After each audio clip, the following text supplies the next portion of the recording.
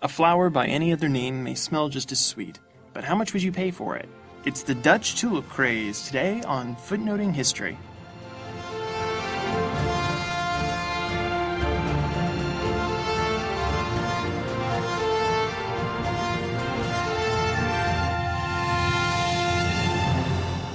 Hello, my name is Nathan, and welcome to Footnoting History. So today we're going to be looking at two strangely related topics, namely botany and economics. Now most of you have probably heard of an economic bubble. Those of you who grew up in the 90s will remember the dot-com bubble, which burst at the turn of the century. And of course, everyone not living under a rock remembers the collapse of the housing market 5 years ago. And I'm trying very hard not to think about the fact that that was 5 years ago. Anyway, today I want to talk about the first recorded economic bubble, or what could have been the first economic bubble, except historians still debate about whether or not it was actually a bubble. We begin our story in the 16th century, which was the age of exploration and the birth of European global trading empires. This was an exciting and exceedingly lucrative period in European history, as voyages were mounted to explore the newly discovered Americas, as well as find faster, safer trade routes to the resource-rich areas of Southeast Asia. Why the sudden interest in trade with these far-off places? Well, as with so many things in history, it's complicated. Mostly, it has to do with money and the fact that you could buy goods on the cheap in Asia and mark them up by several hundred or even 1,000% for resale in European markets. But one other reason was the attraction of the exotic, of the new and the varied. Although Europeans had been in contact with the cultures of Asia for millennia, and spices, cloth, plants, and animals, particularly from China and India, had been present in European markets for at least 3 or 4 centuries, they were always incredibly expensive, the purview of the wealthy, which usually meant nobility. Throughout the end of the 15th and the beginning of the 16th century, however, increased trade with Asia, particularly after the discovery that you could get there by sailing around the southern tip of Africa instead of having to go over land, meant that the European market was inundated with these luxury goods. With increased supply came decreased price, which in turn increased demand as more and more people could afford things like porcelain from China or nutmeg from Indonesia. One of the consequences of all of this increased trade is that Europeans became ever more fascinated by exotica. One way in which this obsession manifested itself was a collecting impulse. You would have wealthy merchants and even some aristocrats who would spend enormous amounts of money collecting relics and treasures from far-off places, things like seashells, stuffed animals, butterfly species from all around the world. Some collections were less specialized and were more like modern-day museums, which for the most part didn't exist in the 16th century.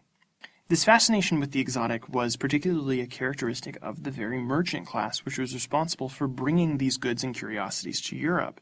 And nowhere was the merchant class stronger than in the Dutch Republic, what we today would call the Netherlands, or at least the northern part of what is today the Netherlands. Although they began the century as a possession of the Habsburg dynasty, which ruled the Holy Roman Empire and then Spain, in the 1560s and 70s, the northern provinces broke away from their Spanish Habsburg overlords, and in 1581 declared themselves as an independent republic. Thus began what is commonly known as the Dutch Golden Age, a century of unprecedented economic growth and cultural production, fueled largely by trade with Southeast Asia. During their Golden Age, the Dutch kind of invented the modern capitalist economic system. They founded enormously powerful trading companies to facilitate their new commercial empire. The most famous of these was, of course, the Dutch East India Company, which obtained a 2-decade monopoly on trade with Indonesia and was the very first company to have publicly traded stock. In fact, the Dutch East India Company creates the very first stock exchange at the beginning of the 17th century, and at its pinnacle, the company will be worth the modern equivalent of several $1 trillion. Which brings us to flowers, which actually play a huge role in this entire process of empire building and global trade, though I'll save discussion of the importance of the poppy in opening up trade with China for a later podcast.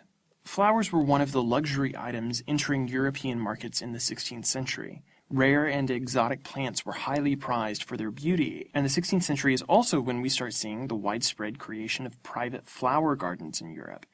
Previously, gardens were largely utilitarian, and plants were grown more for their usage in cooking, medicine, and other practical applications, like as dyes, rather than because they were pretty.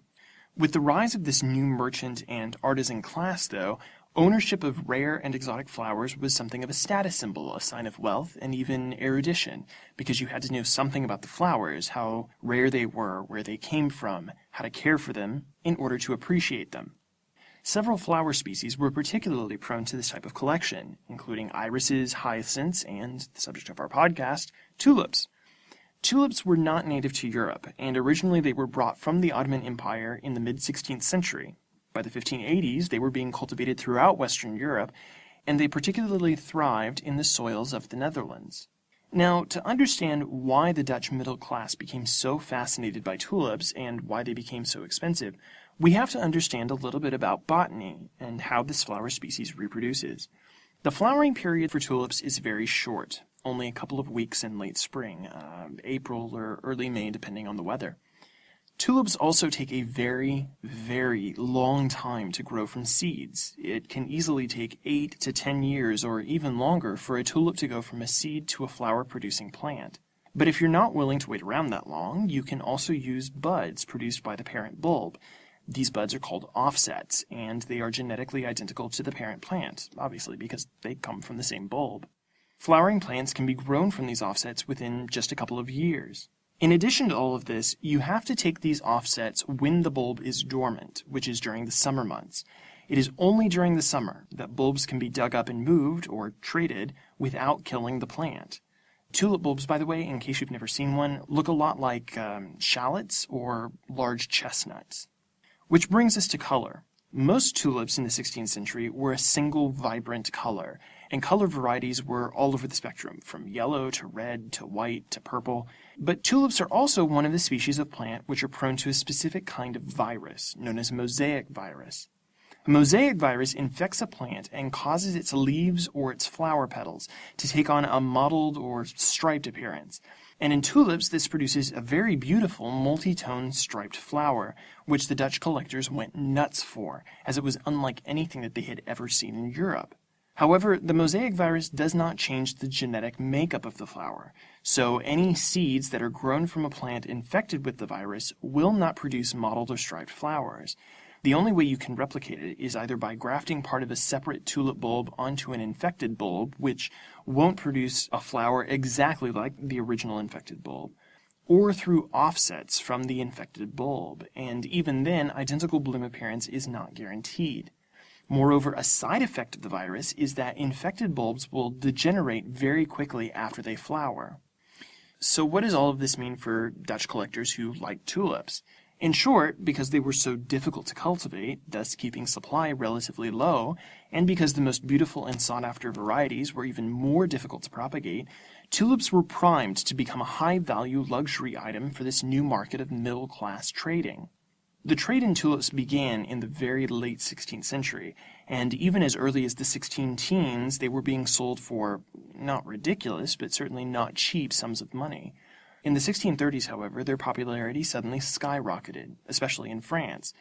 More on that in a moment.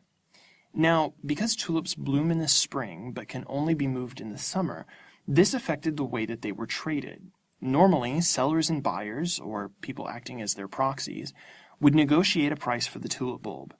These bulbs, by the way, are frequently sold by weight, since the bigger the bulb, the more potential offsets it could produce. Sometimes the sale would happen in the spring, when the buyer could see the tulip in bloom. Sometimes it happened in the winter or autumn, when the bulb was bought sight unseen.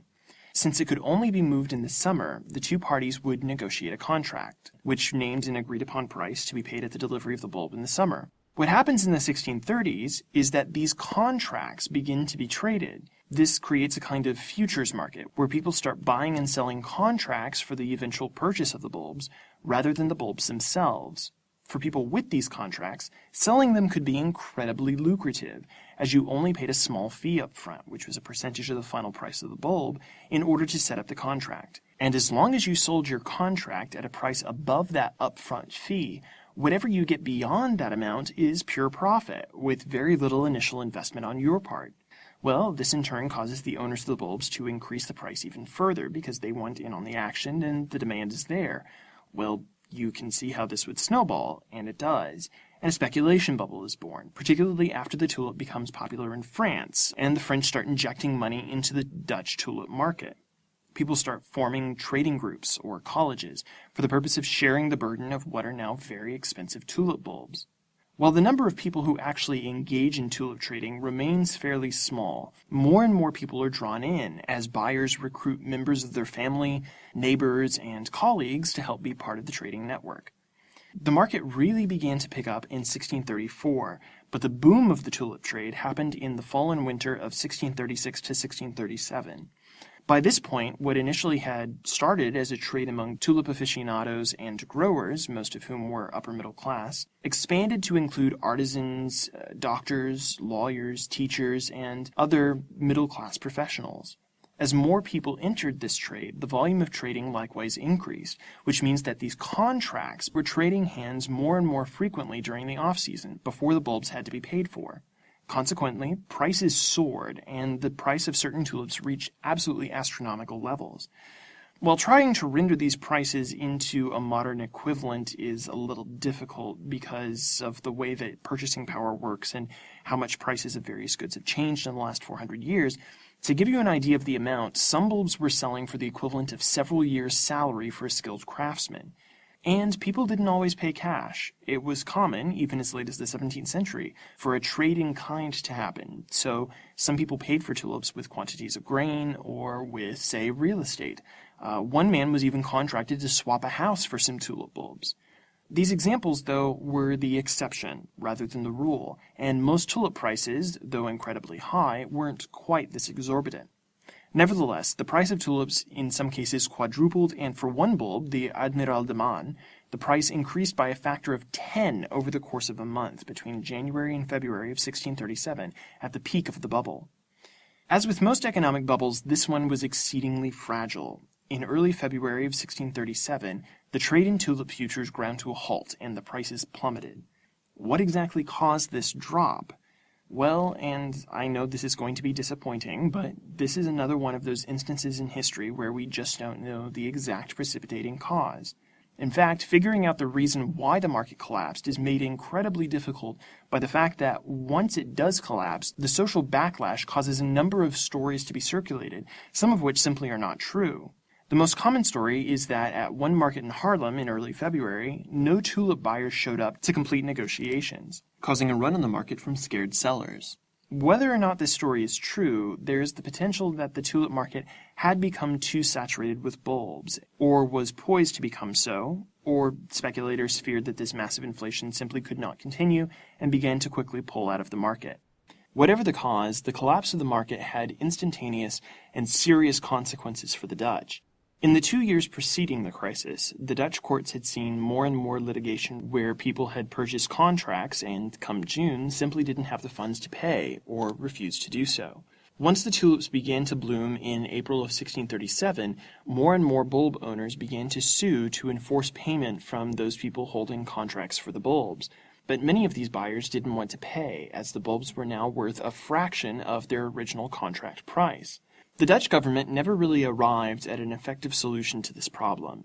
It basically just told the local provincial government to try and get everyone to come to an amicable arrangement, which rarely happened. Eventually, they established special flower commissions to try and arbitrate these disputes, but the standard solution was for the buyers to pay a fee called a rouwkoop, or grieving money, which was a small percentage of the price of the tulip, and call it a done deal. This pleased neither buyers nor sellers, and some of these tulip litigations went on for years without any resolution. I should note, though, that according to historian Anne Goldgar, very few, if any, buyers or sellers were totally financially ruined by the collapse of the tulip market. Some of these people did find themselves in dire straits because they had been speculating in other markets, but practically no one was immediately thrown into destitution and poverty. It did, though, rock Dutch society to its core, because contract enforcement was based on mutual trust and an honest business relationship. The group engaged in this trading was never very large, which is part of the argument against the claims that it crippled the Dutch economy, and so buyers and sellers often knew each other. The failure, or refusal to pay, thus damaged the fabric of the community, and the trust that was needed to maintain order and the common good. The claim that this bubble ruined many lives and completely wrecked the Dutch economy is in fact part of the afterlife of this event. Even before the market collapsed, there were many people who decried the entire tulip trade as useless and ridiculous. Tulips had no practical use, they said, and therefore had no intrinsic value other than as a vanity item. After the bubble burst, these critics started screaming even louder, decrying the greed and stupidity of the Blumstein, the flower lovers who got involved in this entire mess. The tulip bubble immediately became Tulipmania, a kind of moralist tale against greed and unwise investing. This almost pedagogical use of tulipmania reached its pinnacle in 1841, when the Scottish author Charles Mackay published a book entitled Extraordinary Popular Delusions and the Madness of Crowds. In the book, Mackay tells a pretty hyperbolic version of the tulip crisis, in addition to recounting several other speculative bubbles of the 18th century, and he propagates many of the myths regarding the mania part of tulipmania. To some extent, he also popularizes the event, and so today, anytime an economic bubble collapses, tulipmania tends to get trotted out as an excuse to point and laugh and talk about how speculation in futures markets are just stupid and silly and won't we ever learn. There is, by the way, even a Tulipmania board game for those of you who are looking for the perfect Christmas present. It's important to remember, however, that speculative bubbles rarely seem ridiculous before they burst, and they can actually reveal a great deal about social relationships and the way that economic value is created. Remember that the next time you walk by a flea market and see Star Wars collectibles for sale. After all, one man's trash is another man's tulip. This has been Footnoting History. If you liked our podcast, be sure to check us out on the web at footnotinghistory.com, like us on our Facebook page, and follow us on Twitter at HistoryFootnote. Join us next week, when we'll be talking about a Native American protest occupation of Alcatraz Prison. Until then, remember, the best stories are always in the footnotes. See you next week!